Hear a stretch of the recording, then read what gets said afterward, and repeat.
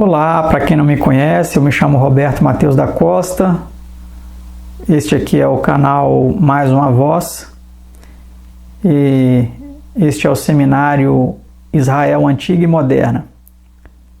Seminário este no qual estamos analisando o povo do Advento, a Igreja Adventista do Sétimo Dia e sua semelhança com o Antigo Israel em vários aspectos aí da história, tanto do Antigo Israel quanto do Moderno. Se você não assistiu todo o seminário desde o início, eu sugiro que você faça isso acessando o card aí acima, essa bolinha com a letra I, para que você então tenha acesso aí ao todo o conteúdo. Se você já está conosco há algum tempo e ainda não é inscrito, se inscreva no nosso canal, ative as notificações para você receber os próximos vídeos e nos ajude aí também no compartilhamento, curtindo, comentando. Isso é muito importante. Vamos continuar aqui no próximo slide, então, analisando aí mais uma comparação entre o Antigo Israel e o Moderno. Em Atos 4, verso 13, na Almeida Corrigida Fiel, nós lemos o seguinte: Então eles, vendo a ousadia de Pedro e João, e informados de que eram homens sem letras e indoutos, maravilharam-se e reconheceram que eles haviam estado com Jesus. Olha que interessante, né? Então Jesus, como nós já vimos, ele não chamou homens doutos, ele não chamou formados em teologia da época dele, não. Ele chamou pescadores, homens simples, né? Não sabiam nem ler, muitas vezes, homens sem letras e indoutos, como Pedro e João, não sabiam, né? João não posso afirmar com certeza, mas Pedro com certeza eu sei que ele não sabia ler nem escrever, né? Vamos ver com relação ao moderno Israel. Isso aqui são os cristãos do primeiro século. Vamos ver com relação ao moderno Israel o que foi dito. Na última e solene obra se empenharão poucos grandes homens. Deus realizará uma obra em nosso tempo que poucos esperam. Ele suscitará e exaltará entre nós os que são mais adestrados pela unção de seu espírito do que pelo preparo exterior de instituições científicas, as faculdades, né? Deus mostrará que não depende de seres humanos instruídos e cheios de si. Testemunhos para a Igreja, volume 5, páginas 80 e 82. É assim então que Deus vai finalizar a sua obra usando os leigos, né? Não pastores, homens doutos. A Igreja remanescente terá de passar por grande prova e aflição. Aqueles que guardam os mandamentos de Deus e a fé de Jesus sentirão a ira do dragão e de suas hostes. Satanás reputa por súditos seus os habitantes do mundo, adquiriu domínio sobre as igrejas apóstatas, mas eis um pequeno grupo que resiste à sua supremacia. Se ele os pudesse desarraigar da terra, completo seria seu triunfo. Como influenciava nas nações pagãs para destruírem Israel, assim num próximo futuro ele incitará as maléficas potências terrestres para destruir o povo de Deus. Serviço Cristão, página 157. Essa é a profecia, meus amados, o que vai acontecer. Esse tempo está próximo de se cumprir. Hoje nós já estamos vivendo coisas terríveis. Essa pandemia, essa quarentena forçada aí em todos os países do mundo praticamente, ameaças até de prisão e morte para quem descumprir essas medidas aí arbitrárias, e coisas terríveis ainda estão por vir. Podemos aguardar. Vamos para o próximo slide, a próxima comparação, Ezequiel 20, 49. Então disse eu: Ah, Senhor Jeová, eles dizem de mim, não é ele fazedor de parábolas? Isaías 53, 1, segundo a Sociedade Bíblica Britânica. Quem creu a nossa mensagem e a quem foi revelado o braço de Jeová? A tradução de João Ferreira de Almeida diz, né? Quem creu em nossa pregação? Vamos ver com relação ao moderno Israel. Muitos dos que ouvem a mensagem, o maior número deles, não darão crédito à solene advertência. Muitos serão achados desleais aos mandamentos de Deus, que são uma prova do caráter. Os servos de Deus serão chamados entusiastas, já vimos esse texto, né? Os ministros aconselharão o povo a não os ouvirem, Noé recebeu o mesmo tratamento enquanto o Espírito impelia a dar a mensagem, quer os homens quisessem, quer não a quisessem ouvir. Testemunhos para Ministros e Obreiros Evangélicos, página 233. Então, os amados, quem creu em nossa pregação? É a pergunta que Isaías fez e que eu faço a vocês. Raras pessoas estão acreditando. E uma vez eu e um irmão nosso aqui, né, fomos visitar um parente dele para pregar a mensagem aí da verdade do Deus único, né, de que não existe trindade, que isso é uma doutrina satânica, né? E quando começamos aí a discorrer com ele na palavra de Deus, mostrando aí as evidências, a verdade, ele começou a argumentar e disse assim: mas quem está acreditando nisso aí que vocês estão pregando? Tem quantas pessoas lá? Já tem uns 200 lá na igreja de vocês? Quando tiver uns 200 lá, eu vou participar. Foi o que ele disse. Quem creu? Quem acreditou nisso daí? É a pergunta de muitas pessoas. Mas eles não estão querendo saber se na Bíblia realmente está dizendo isso. Mas se alguém está acreditando. O povo de Deus, no dia da atroz prova, Cristo dirá: vai, povo meu, vai, povo meu, entra nos teus quartos e fecha as tuas portas sobre ti, esconde-te só por um momento, até que passe a ira. Isaías 26, verso 20. Quais são os quartos nos quais deve o povo esconder-se? São a proteção de Cristo e dos santos anjos. O povo de Deus não estará nessa oportunidade em um único lugar. Formará diferentes grupos em todas as partes do mundo. Historical Sketches of Seventh-day Adventist Foreign Missions, página 158. Isso aí foi tirado do livro A Verdade sobre os Anjos, né? A referência principal é aquela acima que eu citei, e a secundária, né, a compilação, é A Verdade sobre os Anjos, página 272. Então, os amados, é isso que vai acontecer. Diferentes grupos em todo o mundo. As pessoas vão se afastar das grandes aglomerações, das grandes cidades, dos grandes centros, e vão fazer pequenos grupos, pequenas colônias. E vão ficar ali buscando a Deus e clamando a Deus pelo livramento, né? Vamos aí para o próximo. Mateus 18, 20. Porque onde estiverem 2 ou 3 reunidos em meu nome, aí estou eu no meio deles, disse nosso Senhor Jesus, né? Em Atos 8, verso 4, vem dizendo: mas os que andavam dispersos iam por toda parte anunciando a palavra. Vamos agora ao moderno Israel. O povo de Deus neste tempo não estará todo ele num só lugar, como nós já mostramos, né, no texto anterior. Eles se encontram em grupos diferentes em todas as partes da terra e serão provados individualmente, não em grupos. Cada um terá de resistir à prova por si mesmo, né? Eventos Finais, página 260. Então é isso, meus amados. Esse negócio de igreja, de templo, já vai se desacostumando com isso. Só aproveita com esse negócio, com essa pandemia e não está podendo reunir em templos, e já começa a pensar seriamente a possibilidade de buscar a Deus aí em pequenos grupos, seguindo a verdade, não doutrinas de homens, doutrinas de demônios, ensinamentos enganosos, mas somente a verdade. Vamos lá.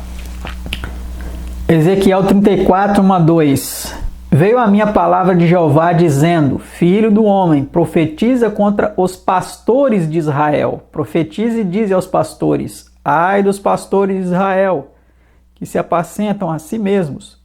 Não devem os pastores apacentar as ovelhas? Olha só, meus amados, a repreensão aos pastores. Vamos ver com relação ao moderno Israel. Hoje os ministros de Cristo deveriam ter o mesmo testemunho que a igreja de Corinto deu dos trabalhos de Paulo. Mas conquanto neste tempo haja muitos pregadores, há grande escassez de pastores santos e capazes, homens cheios do amor que havia no coração de Cristo. O orgulho, a confiança própria, o amor do mundo, o criticismo, o rancor, a inveja, são os frutos que apresentam muitos que professam a religião de Cristo. Sua vida em evidente contraste com a vida do Salvador não raro dá mau testemunho do caráter da obra ministerial sobre a qual se converteram. Atos dos Apóstolos, página 328. Então, meus amados, assim como no passado, Deus ordenou que Ezequiel profetizasse contra os pastores, né, que não estava apacentando o rebanho, mas estava apacentando a si mesmos. A mensageira do Senhor também recebeu mensagens aí de repreensão para os pastores, que estavam aí manifestando orgulho, confiança própria, o amor do mundo, o criticismo, todas essas coisas, né? Próximo slide, Deuteronômio 19:14. Não removerás os marcos do teu próximo, os quais os teus antecessores fixaram na tua herança, que receberás na terra de Jeová teu Deus te está dando para a possuíres. Então eles não deveriam remover os marcos, né, do terreno. O terreno está aqui, ó. Os marcos é esse aqui. Não removo. Esse aqui que é o terreno. O que isso tem a ver conosco hoje? Como que tem se removido os marcos? Estão removendo os marcos, meus amados. Olha só. Muitos conhecem tão pouco acerca da Bíblia que sua fé é instável. Removem os marcos antigos. Olha só o que a mensageira do Senhor vem dizendo. E as falácias e ventos de doutrina os levam para cá e para lá. A ciência, falsamente assim chamada, está minando os fundamentos dos princípios cristãos. E os que uma vez estavam na fé vão se afastando dos marcos bíblicos e se divorciam de Deus enquanto ainda professam ser filhos seus. Essa ciência, meus amados, que eles estão chamando, são as faculdades de teologia, de filosofia, de uma série de coisas aí que estão afastando as pessoas da verdade. Review and Herald, 29 de dezembro de 1896. Próximo slide, Antigo Israel, Jó 24, 1 e 2. Foi dito o seguinte: viste que do Todo-Poderoso não se encobriram os tempos, porque os que o conhecem não veem os seus dias. Por que eles não veem os seus dias, né? Até os limites removem, roubam o rebanho e os apacentam. Vamos ver com relação ao moderno Israel. Então aí também falando sobre a remoção dos limites, né? Até os limites removem. Vi que Deus havia de maneira especial guardado a Bíblia, ainda quando dela existiam poucos exemplares, e homens doutos, em alguns casos, mudaram as palavras. Estão removendo aí, né, os limites, achando que a estavam tornando mais compreensível, quanto na realidade estavam mistificando aquilo que era claro, fazendo-a apoiar suas estabelecidas opiniões, que eram determinadas pela tradição. Isso aí está tanto no História da Redenção, página 391, quanto no Primeiros Escritos, página 220. Então aqui ela falando com relação a, não especificamente o moderno Israel tem feito isso aqui, mas com relação às mudanças aí que foram feitas em alguns textos da Bíblia, né, mudando algumas palavras e tal. Removeram os limites, né, os marcos antigos.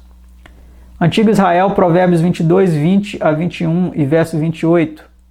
Porventura não te escrevi excelentes coisas acerca de todo conselho e conhecimento, para fazer-te saber a certeza das palavras da verdade, e assim possas responder palavras de verdade aos que te consultarem? Olha que pergunta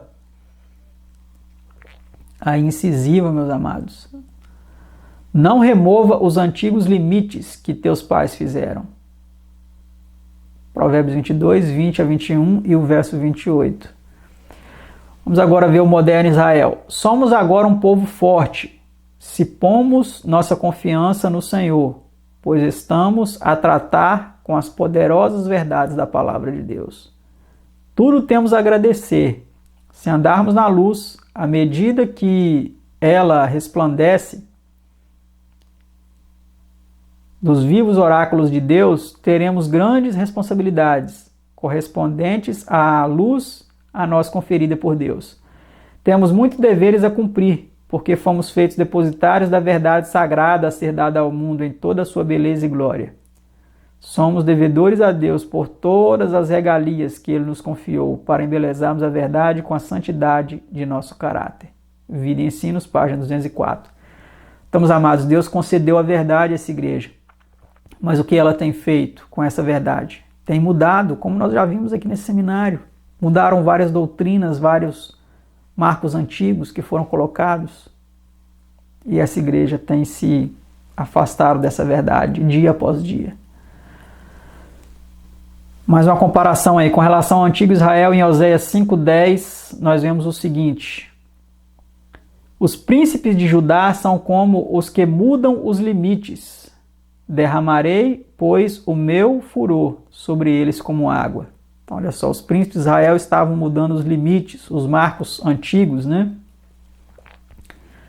Com relação ao moderno Israel, Satanás está agindo com homens em posições de destaque para eliminar os fundamentos de nossa fé.